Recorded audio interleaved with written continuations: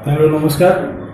मंदिर सगवाल कक्षा 12 के सिलेबस में डे 67 में है और कल की क्लास में हमने बायो सावर्ट का जो नियम है उसकी बात की थी। आज उसकी एप्लीकेशन की बात कर रहे हैं।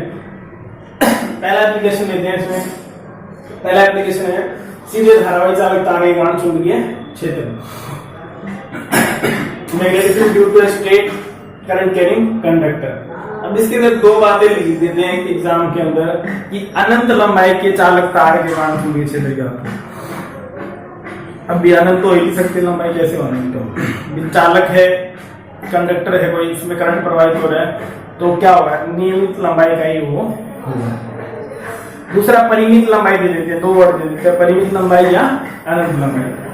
अंतर क्या है? अंतर ये कि अनंत लंबाई के लिए हम उसको मान लेंगे कि अनंत लंबाई है तो उसमें एक कंडीशन आएगी एंगल की, कोण की, उसमें हम वो अप्लाई कर देंगे बस, कि वो लास्ट जो रिजल्ट आएगा उसमें थोड़ा सा चेंज होगा। परिमित लंबाई के लिए और अनंत लंबाई दोनों का मतलब एक ही है। अब हम मान लेते हैं कि नॉर्मली डेरिवेशन ही इसके अंदर ज्यादा, इधर बढ़ाने का बढ़ाएगा। ये कोई स्ट्रेट करंट कैरिंग कंडक्टर है, सीधे चालक तार है।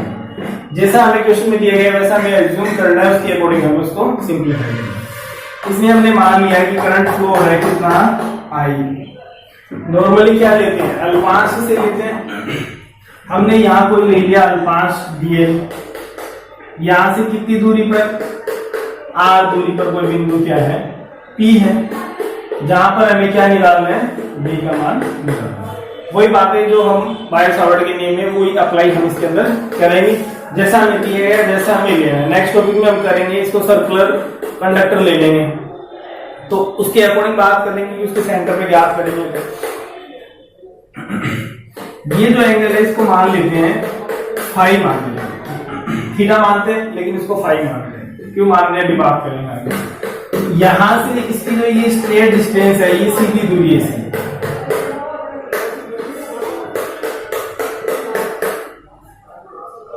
ये इसकी सीधी दूरी है, इसको मान लेते हैं ई है।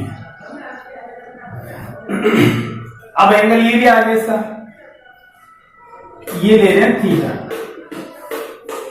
बायो सावर्ट के लिए में एंगल ये है, डीएल और आर के बीच में बनने वाला एंगल, तो वहां थीटा लेते हैं। थीटा क्या करते हैं हम, हाई करते हैं। आगे यहाँ थीटा ये क्यों यूज करेंगे, क्योंकि हमें पता है कि ये जो एंगल है वो उसके अकॉर्डिंग चेंज होगा डिस्टेंस के अकॉर्डिंग। ये अल्पांश अगर हम यहाँ लेते तो ये एंगल कम बढ़ता, ये अल्पांश अगर यहाँ लेते तो एंगल ज्यादा बढ़ता। अब स्थितियां दो हो गई कि हमने इसको स्ट्रेट अगर डिस्टेंस ले लिया तो दो पार्ट में डिवाइड हो गई। ये वायर ऊपर की तरफ भी आ गए और नीचे की तरफ भी आ गए। तो जब इनफाइनाइट लेंथ है तो ये थीटा ऊपर की तरफ भी बढ़ेगा, ऊपरी पार्ट ले, इधर ले तो इधर भी। अनंत है तो क्या होगा, ये लगभग पैरेलल होगा। वैसे तो अपोजिट बात है ये कि दो पैरेलल लाइनें कभी क्रॉस करती ही हैं, लेकिन इनफाइनाइट के लिए हम ये कंडीशन एज्यूम करेंगे कि इनफाइनाइट पे है तो 90 डिग्री पैरेलल, ये यहां से एंगल जो है वो 90 ना होकर 89 पॉइंट और मैक्सिमम वैल्यू हो जाए 59 डिग्री हो गया। तो क्या होगा, वो कहीं ना कहीं लास्ट में इनफाइनाइट में जाके क्रॉस करेगा। और कैलकुलेशन में उसको क्या ले लेते हैं, नियर अबाउट 90 ले सकते हैं। इसीलिए इसको हम क्या कह सकते हैं, पैरेलल का मतलब ये पैरेलल तो सिंपल पता है हमें कि पैरेलल कभी भी एक दूसरे को क्रॉस नहीं करेंगी, तो यहाँ आई भी नहीं बोलेंगे। लेकिन जब हम यहाँ से पॉइंट ले रहे हैं तो हम उसको assume near about parallel assume करके ही लेंगे। अब सॉल्यूशन की बात करते हैं। ये पॉइंट P हो गया, इस पॉइंट को A नाम दे देते हैं। कैलकुलेशन है कि आप ध्यान से समझना, डेरिवेशन पोर्शन कैलकुलेशन पोर्शन शुरू हो गया है। कोई थ्योरी हमें इसके अंदर नहीं लिखनी है, केवल इतनी बात है आप लिखनी है जितनी दिखाई दे रही है कि माना कोई सीधा चालक तार है जिसमें आई धारा प्रवाहित हो रही है, इसकी जो लंबाई है, इस लंबाई को हम मान लेते हैं, एक बार L मान लेते हैं इसमें, क्योंकि ये इसी का पार्ट डीएल हमने ले लिया। तो यहां से अगर इसकी लंबाई देखें तो वो क्या है, वो एल एज्यूम कर लेते हैं। इस पॉइंट को नाम दे देते हैं, बी तो आएगा, इसको सी नाम दे देते हैं, सी। तो आपको ये लिखना है अनंत लंबाई या परिमित लंबाई। मान लो अनंत लंबाई के सीधा तार है जिसमें आई धारा प्रवाहित की गई है। L5 DL से R दूरी पर बिंदु P है जहां चुंबकीय क्षेत्र की गणना करनी है। इसके लिए तार से सीधी दूरी A है, बस और कुछ नहीं लिखना है। अब आप इस डायग्राम को ध्यान से देख लें, समझ लें और अब हम कैलकुलेशन करते हैं। इसके स्टार्ट साथ साथ देखते रहे, कैलकुलेशन साथ साथ डायग्राम देखते रहे, जैसे हम बात करेंगे उसी अकॉर्डिंग चलते हैं। बाय सावर्ट्स लॉ,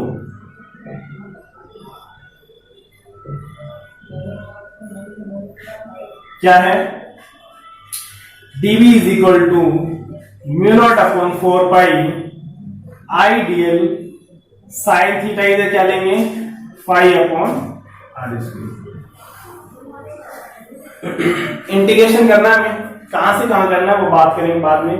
पहले हम इसको सिंप्लीफाई करते हैं। साइन फाई की वैल्यू a के रूप में रखेंगे। अब देखो, जब इनफाइनाइट लेंथ ले लें तो ये इधर भी लास्ट तक जाएगी और इधर भी जाएगी, तो ये जो एंगल है वो इसीलिए थीटा मान लिया, क्योंकि ये एंगल क्या होगा, यहाँ लिमिट की बात करेंगे तो कहां से कहां तक है?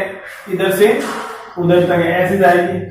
हमने तो अभी बोर्ड पे इसको इतना ही बढ़ाया, इनफाइनाइट का मतलब ध्यान रखिए, इनफाइनाइट नियर अबाउट पैरेलल।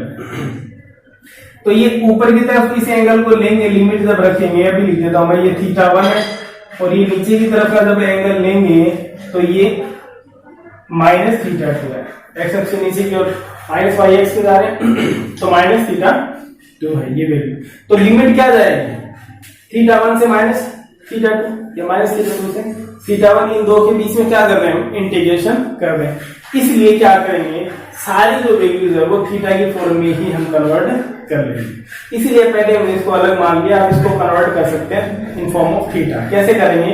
अपने पास एक राइट ट्रायंगल है, सीधी रेखा में रही इसको, तो ये समकोण त्रिभुज हो गया। समकोण त्रिभुज में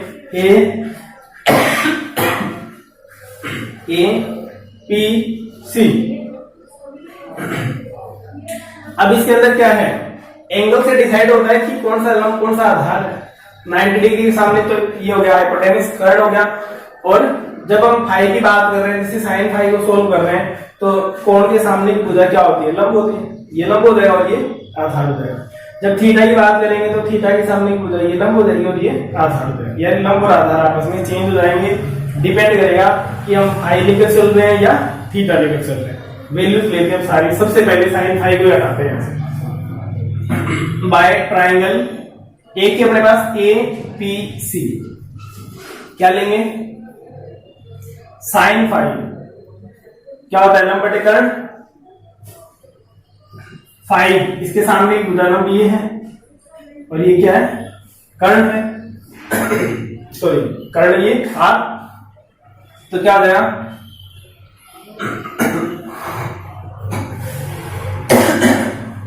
A अपॉन R, फाई के सामने भुजा ये है, ये थीटा के सामने की। जब थीटा की बात करेंगे तो ये लंब हो जाएगा, फाई की बात करें तो ये लंब है, और ये कर्ण हो गया A अपॉन R। एक बार R की वैल्यू भी इसी फॉर्म में कन्वर्ट करते हैं। तो अब ये नहीं है कि R की जगह A अपॉन साइन फाई लिख दे, फिर वो साइन फाई आ जाएगा, उसको तो हमने हटा ही दिया, A अपॉन R कर दिया। दूसरी बात DL को लाए हैं, DL के लिए क्या करें? ये LR है, ये AR है, LA और ये थीटा है। इन दोनों में रिलेशन देखें तो L आ जाएगा, थीटा के सामने भुजा लंब और ये आधार। तो tan थीटा अगर लें, tan theta is equal to क्या होगा? लंब बटे आधार। लंब क्या है? L और आधार क्या है? A। L is equal to लिखिए तो क्या आ जाएगा? A tan थीटा। ये अगर हमें DL की वैल्यू भी चाहिए, इसलिए क्या करें? इसका डिफरेंशिएशन करते हैं विद रेस्पेक्ट टू थीटा, और tan थीटा का डिफरेंशिएशन होता है sec स्क्वायर थीटा। मैथ्स वाले बच्चों को कोई दिक्कत क्या है कि वो डिफरेंशिएशन इंटीग्रेशन वगैरह आपके सब सिलेबस में है, कुछ 11th में भी थे, 12th में डिटेल से। बायो वालों बच्चों को थोड़ी समस्या रहती है, तो वो थोड़ा नोट कर ले साथ में। पूरी बुक के अंदर हम, क्योंकि हमें एक फॉर्मूला यूज करने के लिए हम पूरा डिफरेंशिएशन या इंटीग्रेशन जो है अवकलन समाकलन सीखेंगे नहीं, वो 11th में आ जाता है उसका पार्ट। तो आप क्या करें, जो फॉर्मूला यूज हो रहा है उसका ध्यान रख लें उसको, कि और कोई अपने पास ऑप्शन नहीं है, वो आपको ध्यान रखना है। पूरी बुक में ज्यादा भी 3-4 फॉर्मूले यूज होंगे। तो क्या करना है, थीटा के सापेक्ष अवकलन करने पर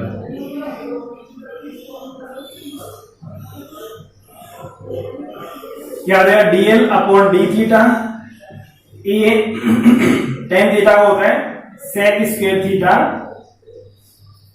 sorry sec square theta, d theta ज्यादा के मल्टीप्लाई हो जाएगा क्योंकि हमें डीएल की वैल्यू चाहिए, तो ये आता है a sec square theta d theta. तो आप यहाँ चाहे तो ब्रैकेट में लिख लें ये बात कि टेन थीटा का तो डी अपॉन डी थीटा, अवकलन ऐसे लिखते हैं D upon d theta, D upon d theta क्या ना एल का, तो ये टेन थीटा का क्या हो जाएगा सेक स्क्वायर थीटा, ये आप ध्यान रखें।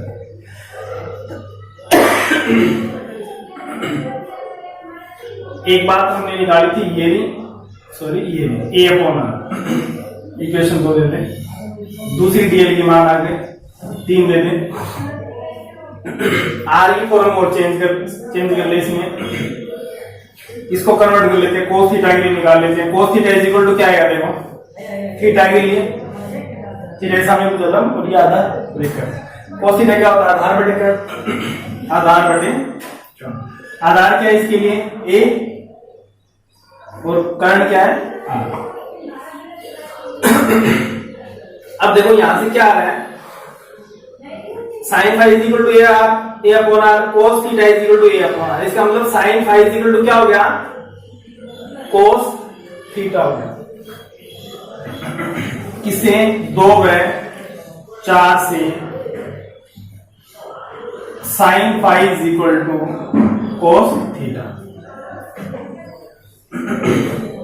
एक बात हो यहां से समीकरण 4 से एक बात और लिख लेते हैं, समीकरण 4 से आर की जगह अगर मान रखें हम आर की जगह तो रख सकते हैं थीटा की, सारी फॉर्म थीटा में आ जाएगी, सोल्व कर देंगे, आर की जगह रखें तो आर इधर आ जाएगा, यहाँ लिया हमने आर की जगह क्योंकि साइन फाई को पहले हटा रहे, रिप्लेस कर दिया हमने, ए अपॉन आर रखोगे बाद में आर का मान रखोगे तो भी बात नहीं पहुंच रही, 1 upon sec theta cos theta में कन्वर्ट हो जाएगा, और साइन फाई की जगह कोस थीटा रख दो क्योंकि बाद में हमें इंटीग्रेशन करना पड़ेगा, क्लियर। अब यहाँ आर को हटा दे, आर को भी थीटा में कन्वर्ट कर दे, डीएल को भी हमने थीटा में कन्वर्ट कर दिया, देखो ये रहा डीएल थीटा में आ गया, ठीक है, साइन फाई को भी हमने थीटा में कर दिया, कोस थीटा आ गया, और इसको समीकरण में 5 दे दिया। अब क्या बच रहा है, आर बच रहा है, आर को भी किस में कन्वर्ट कर दो, थीटा में, तो इससे कर देंगे समीकरण 4 से आर इधर ले आओ, कोस थीटा इधर ले आओ, तो आर इज इक्वल टू क्या आ जाएगा, a upon cos theta, 1 upon cos theta होता है सेक थीटा, तो आप लिख सकते हैं r is equal to a sec theta, समीकरण नंबर 6। सारे मान रख दो समीकरण नंबर 1 में और इसका कर दो integration.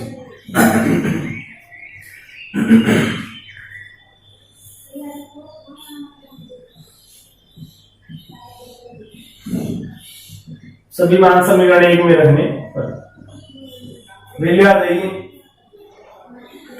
dv is equal to mu not upon 4 pi I as it is, सब वैल्यू रखे ध्यान से, dl की जगह रखेंगे a sec square theta d theta, sec square theta d theta, और साइन फाई की जगह रखेंगे cos theta divided by r square, r से क्या ए सेक थीटा, तो a square sec square theta, a square sec square theta, देखो इसीलिए हमने क्या किया था, इसको पूरे को कन्वर्ट कर दिया थीटा की फॉर्म में और ये सिंप्लीफाई हो गया, सेक स्क्वायर थीटा से sec square theta cancel out हो गया, ए से ए कैंसिल आउट हो गया, वैल्यू आ गया बस dv is equal to mu not upon 4 pi I cos theta d theta divided by a. अब क्या करना है, अपने को इंटीग्रेशन करना है कोस थीटा का,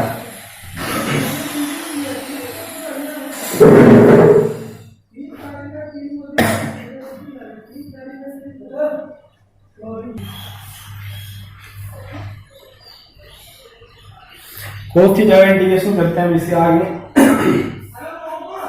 इसके लिए हमें लिमिट और चाहिए पहले कहां से कहां तक, तो देखो जब इनफाइनाइट की बात कर रहे हैं या किसी भी एंगल पर तार मान लो इतनी लंबी है, यहां से यहां तक है, यहां से यहां तक है, तो थीटा कितना जाएगा। अब इधर हमने तो इसको लिया केवल, पूरा वायर अभी इसके अंदर नहीं आया, इंक्लूड नहीं है, इसलिए क्या करेंगे कहां से कहां तक, अब यहां से यहां तक वायर है तो कितनी वैल्यू आ जाएगी -θ2 से +θ1 आ जाएगी। तो क्या कर देंगे इंटीग्रेशन, और 1 भी होती तो ये और आ जाता। फिर ये तो आगे परिमित लंबाई का, अनंत लंबाई की जब बात करेंगे तो क्या कर देंगे, इनकी value near about equal to 90 और फॉर्मूला आ जाएगा। तो दोनों बातें अगर आपको परिमित लंबाई कहते तो भी और अनंत लंबाई कहते तो भी ये बात हमें करनी है। अब क्या करें इसमें समीकरण, इसको देते 7, समीकरण 7 का समाकलन कहां से, थीटा इज इक्वल टू कहां से -θ2 से θ1 के मध्य करने पर। तो यहां सोल्व कर लेते बी, याद है μ0/4 I अपॉन ए, इनका कोई रोल नहीं है, कांस्टेंट है, -θ2 से θ1 cos theta d theta. cos theta का जो इंटीग्रेशन एक फॉर्मूला और आ गया, cos थीटा का इंटीग्रेशन ये होता है sin थीटा, ध्यान रखिए, लिख देता हूं अब ब्रैकेट में, cos थीटा का इंटीग्रेशन जो होता है cos थीटा d थीटा, उसका रिजल्ट होता है क्या, sin थीटा। तो b इज इक्वल टू आ जाएगा μ0I/4πa,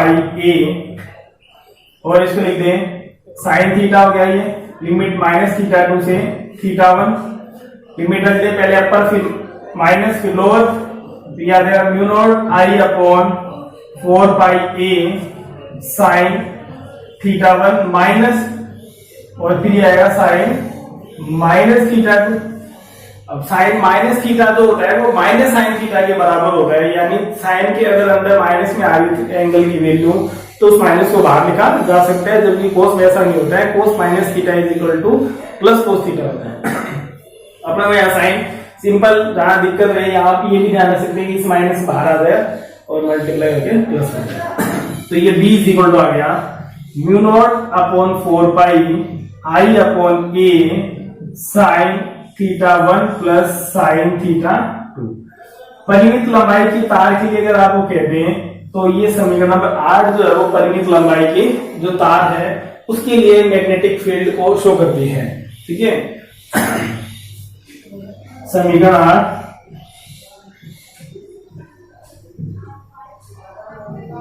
परिमित लंबाई की तार के लिए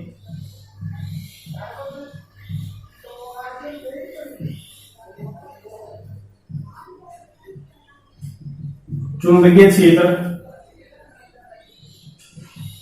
को व्यक्त करती है। लिख लें इसके साथ साथ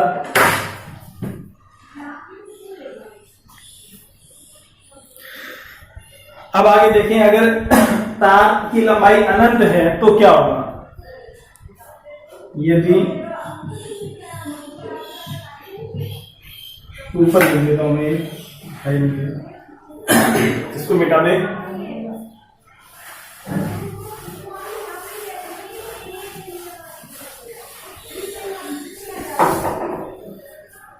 यदि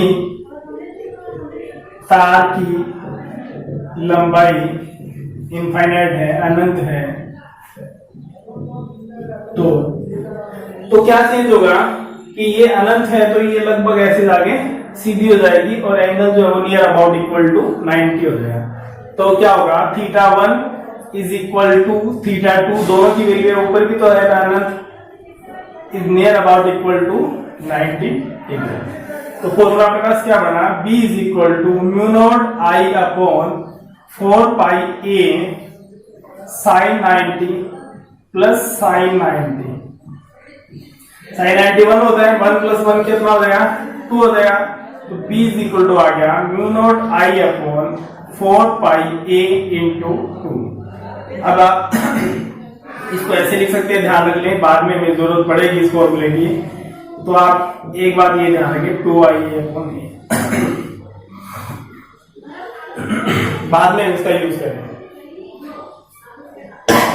दूसरा 2 से 2 कैंसिल आउट हो रहा है, ठीक है।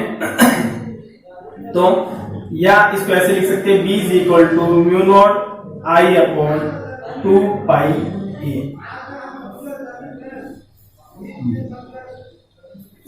तो वैसे भी कोई दिक्कत नहीं है, न्यूमेरिकल में जब यूज करेंगे तो म्यू नॉट की वैल्यू क्या रखेंगे, 4 पाई इंटू 10⁻⁷, पाई से पाई कट जाएगा, 2 से 2 4 से 2 कैंसिल आउट होता है, बाकी जो वैल्यू दी गई है वो आप सिंप्लीफाई कर लेंगे। क्वेश्चन में ये ध्यान रखें आप इसके लिए, क्वेश्चन 9 में जैसे ये रिजल्ट आपको फॉर न्यूमेरिकल ये आपको यूज करना है। अब न्यूमेरिकल्स में कंडीशन कैसी दी जाएगी, न्यूमेरिकल्स में साफ लिखा जाएगा, सीधे तार के कारण इस बिंदु पर 10 सेंटीमीटर दूरी पर चुंबकीय क्षेत्र ज्ञात हो। ऐसी स्थिति में कभी भी जो मान है वो r का नहीं दिया जाएगा। देखो फॉर्मूले में r आ ही नहीं था, क्या आ रहा है, स्ट्रेट डिस्टेंस आ रही है, तो हमेशा सीधी दूरी दी जाएगी। अगर ऐसा कुछ नहीं लिखा गया है तो भी आपको अंडरस्टूड होना चाहिए जो डिस्टेंस है वो कैसी है, स्ट्रेट डिस्टेंस ही आपको दी गई है। अभी बुक में एनसीईआरटी में भी न्यूमेरिकल इसके 1-2 शायद दे रखे हैं, आरबीसी भी दे रखे होंगे, उसके अकॉर्डिंग आप इसको थोड़ा सा सिंप्लीफाई जो है वो कर ले। कैलकुलेशन का जरूर ध्यान रखिए। अभी ये सारा टोटल कैलकुलेशन पोर्शन शुरू हो गया है और कैलकुलेशन पोर्शन ही